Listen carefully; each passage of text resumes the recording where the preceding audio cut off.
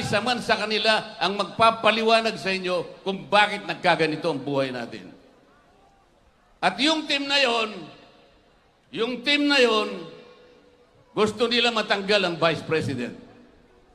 Gusto nyo ba matanggal ang Vice President? Pero tatanggalin nila kapag sila po ay mas maraming nakuhang boto kesa sa amin. Tandaan po ninyo, isasabihin namin sa gabing ito.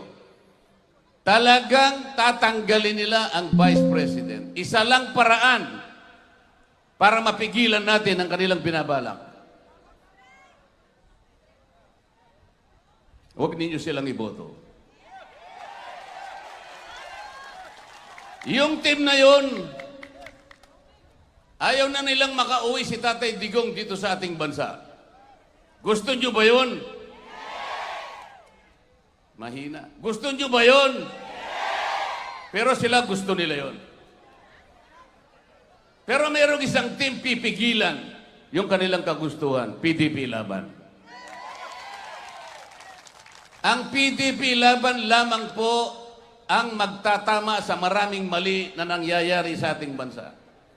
Nagkakawatak-watak na naman po tayo bilang isang Pilipino. Kawawa ang bansa natin. Walang isang bansa na susulong kapag ka ang mamamayan ay watak-watak.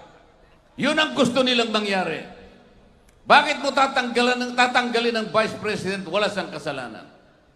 Bakit mo dadakpin yung dating Pangulo? Wala siyang kasalanan. Dahil ba merong namatay? Palagay na natin may namatay nga na marami.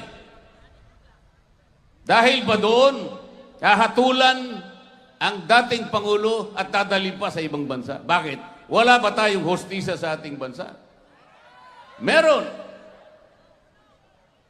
Bakit mo hahatulan yung programa na ginawa ng dating Pangulo ng Republika sa base sa bilang ng namatay?